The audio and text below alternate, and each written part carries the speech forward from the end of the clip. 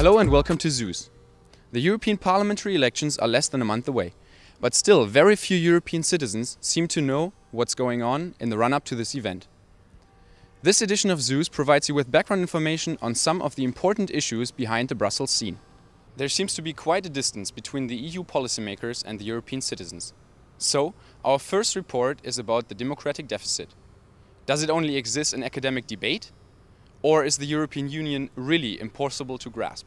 In June, the citizens of the European Union are going to elect a new European Parliament in free and fair elections all over Europe. Although this sounds very democratic, many scholars of political science argue that Europe is suffering from a so-called democratic deficit and thus a lack of legitimacy. But what exactly is missing in the EU? Student Forum Maastricht organized a conference dealing with this topic. There's no consensus whether there is now a democratic deficit or not, and we thought it might be interesting to hazard this topic and discuss also with people from other countries. In general, there are two different perspectives on the democratic deficit, as Jonathan White explains. Well, democratic deficit is a term which is used quite differently by different people, some with a very institutional focus, some with a focus more on beliefs about politics and what politics can achieve. Grant Lawrence, a former EU official, argues that there is no democratic deficit regarding the institutional structure of the EU. The European Parliament is directly elected.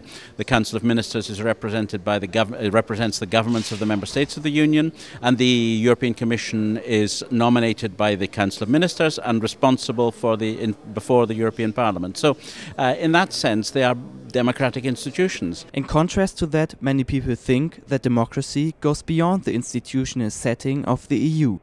There is a democratic deficit because we feel that people lost grips on Europe, on European decision making. It's about our financial crisis, it's about environment, and if people won't be part of decision making, then the legitimacy of Europe is at stake. But how can the EU become more democratic? Most important point in our view is that people should learn to see Europe in a from a trans-European position. Not only looking to Europe from a national perspective, because you have to see that our national politicians are making Europe more and more important, but neglecting the people in Europe to take them part into the decision making. It is a responsibility of the voters to learn and to follow the affairs and to push their governments and their local and national representatives in national and European parliaments to deal with the issues more. Of course, as a journalist, I should also say that the media has a primary responsibility of informing the people, and it's not always doing a great job because a lot of the issues that get reported in the media are very much national focused. The Lisbon Treaty, once it is ratified, will reform the institutional structure of the EU. However, it remains contested whether it can bridge the gap between Europe and its citizens. Certain elements of the Lisbon Treaty which would improve things. It would, for example, have introduced a greater role for the national parliaments, and it would have introduced a more efficient system of governance in the Council. But I think more than anything else, we must think in terms of how we explain what goes on in the European Union, how we explain to the citizens how decisions are taken, and how they can influence decisions as citizens, who they should go and see, who they should speak to, and above all, who they should vote for. One thing seems to be clear. The problem of democratic deficit can't be solved overnight. Besides institutions that allow for effective participation, Europe certainly also needs more European-minded citizens.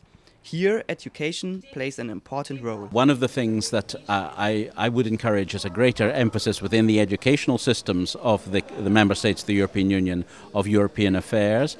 But I would also say that each individual citizen should try, for example, learn another language. And it enables you to read other newspapers, watch other televisions or listen to other radios, and to hear what the other people are thinking. And then you begin to realize that there are different points of view, and from that I think you can start to communicate more clearly. The discussion about the democratic deficit inevitably leads us to the question, who are those people representing the European voters in Brussels? Is there something like the typical parliamentarian? We accompanied one of the new candidates for the European Parliament in his daily routine to give you an idea of what kind of people might become elected in June.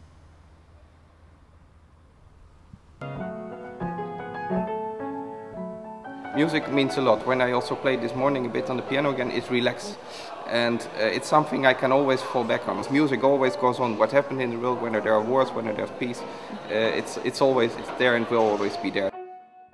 I am the youngest candidate for our Liberal Party, and I'm the only candidate from the Maastricht region here, so I'm definitely one of the youngest candidates. Today is the Europe Congress of the VVD Limburg, the Liberals, and we have some nice guests, and it's only 6 weeks to the election, so it's now really time to campaign. I will address the people about the future of the Treaty of Maastricht. Treaty of Maastricht is 17 years ago now, but in the times of economic crisis, it's very doubtful whether their delivery will stand, and that's what I will explain today. He's young, dynamic, and we need that kind of people on our list to run up for the European elections. We chose Joost for such a high position on the list because of his experience and the knowledge he has about Europe. This is a kind of politics which is in development, in evolution, and where we can really change something in the world, and it's even becoming more important, and I like it more than national politics.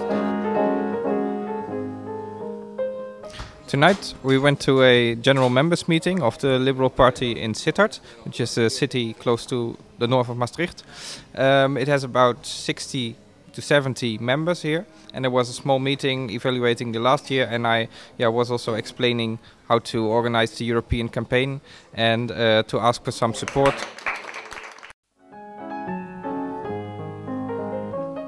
I've been writing a book about the Maastricht Treaty 2 years ago. It has existed then for 15 years. Currently I'm also teaching here at Hogeschool Zuid in an undergraduate program of European Studies, a few hours a week, and I'm studying a second master's in European Law School. My first impression is that he's a really gifted teacher. My role is to be a member of the jury and to evaluate different presentations, and in the end some will go to the final on Friday. You have to study what you like, and then when you like it and you work hard for it, all the rest comes right away. Sometimes I wake up in the day and I don't know what's coming on, but I just make sure that I get enough sleep and just stay relaxed, and as the study results are good and I like the campaign and I like to work here and the students are satisfied, I just go on.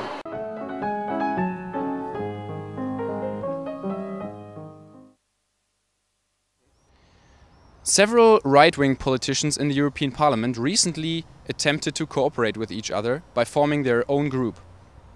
In fact, many observers fear that a new extremist dimension of rightist politics might emerge on the European level. However, it seems to be a contradiction to combine their traditional nationalist views with the realities and the values of the European Union. The upcoming elections are not only a battleground for mainstream parties, but also for the far right of the political spectrum. Extreme nationalist parties at EU level. Is that not a contradiction in terms? The far right is known for its radical populist views, xenophobic attitudes and nationalist stances. Right-wing parties from different EU member states aim to establish themselves at a European level. Since 2004, they collaborate in a political group called Union of European Nations, but they clearly don't agree with the current model of European integration. The EU leaders today are choosing is the Soviet model. It's a model of taking powers, democracy, know-how from member states and collecting it here in Brussels. You know, it's kind of this emotional stance of, you know, the state is losing its sovereignty, the EU is taking over, we have no more rights. They claim that cultural differences and distinct national interests are obstacles that cannot be overcome.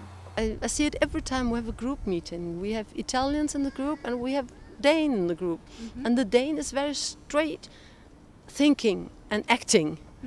And the Italians, they admire him, they think it's fantastic, but they don't understand a word of what he's saying, and they would never dream of doing what he's doing, because they don't understand it in their heads. Their Eurosceptic attitude and strong nationalist views seem to contradict the values and realities of the European Union. So how come that right-wing parties participate in the European Parliament? Of course you will have to be inside the system to be able to work outside of the system. Further contested positions of right-wing groups are Islamophobia and anti-immigration. most of the Muslims coming to my country do not really participate to the daily life. The normal taxpayer doesn't really understand why his tax is going for people who is raping his daughter and stealing his car. The problem here is really the fundamentalists in some ways when they come up with these extreme examples, again like the clitorectomies for females being paid for.